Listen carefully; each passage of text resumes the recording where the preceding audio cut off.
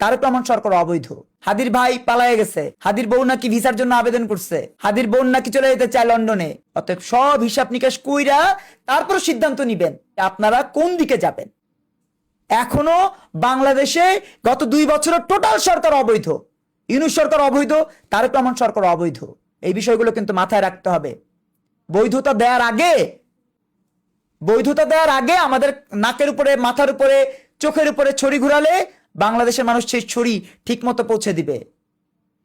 আমরা কিন্তু হাদির উত্তরসূরি না, আমরা কিন্তু হাদির উত্তরাধিকার না, আমরা হাদির বিরোধী পক্ষ। যে হাদি কোট আনকোট মুক্তিযুদ্ধকে ধ্বংস করতেই 24 হয়েছিল বলেছে, সেই হাদি বিরোধী আমরা। মামলা করবা, জিডি করবা, অভিযোগ করবা, মব করবা, করো না, করো। কতজনের বিরুদ্ধে করবা? 9 কোটি মানুষ, আর তোমরা হলে মাত্র 5 লাখ। গণভবন লুট করছে 5 লাখ, উত্তরা থেকে আসছে 5 লাখ, যাত্রাবাড়ি থেকে আসছে 5 লাখ, সব মিলায় 5 লাখ। সেই 5 লাখের মধ্যে আবার কারিনা নাই, হাদি নাই, অমুক নাই, তমুক নাই, আত্মহত্যা করে মরে যায়, দেখছো না, পালায় যায়, ডোমিনিকানের নাগরিক হয়। তোমাদের বাবা রিয়াদ সাহেব কই? রিয়াদ সাহেব তো পালায় গেছে। তোমাদের বাবা মনির হায়দার কই? পালায় গেছে।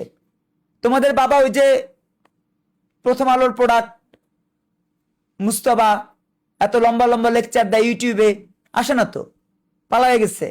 হাদির ভাই পালায় গেছে, হাদির বউ নাকি ভিসার জন্য আবেদন করছে, হাদির বোন নাকি চলে যেতে চায় লন্ডনে।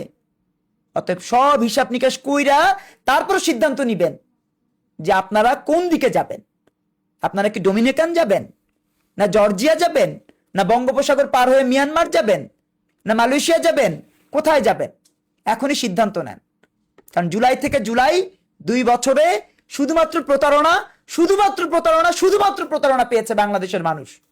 বাংলাদেশের মানুষের দ্রব্যমূল্য বেড়েছে, বাংলাদেশের মানুষের নিত্য নৈমিত্তিক যে আয় রোজগার সেটা কমেছে, জীবনের মান কমেছে, বেড়েছে ছিনতাইকারী, বেড়েছে ডাকাত, বেড়েছে চোর, বেড়েছে বাটপার, বেড়েছে এই সব কুলাঙ্গারদের ব্যাংক অ্যাকাউন্টের, ক্রিপ্টোকারেন্সি অ্যাকাউন্টের টাকা। আর আমরা দেউলিয়া হয়েছি।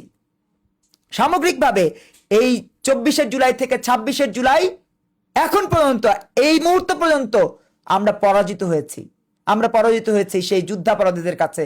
যে যুদ্ধাপরাধীরা বঙ্গবন্ধুর বাংলায় বৈষম্যের ঠাঁই নাই এই স্লোগান তুলে দিয়েছিল শিক্ষার্থীদের মুখে।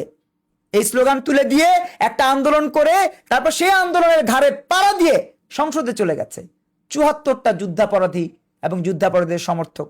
দেখলে এক একটাকে দেখলেই মনে হয় যে আমাকে রাতে রাক্ষসের মতো চিবিয়ে খাবে। একটা চেহারা দেখেন না, একটা ভাবসাব দেখেন না।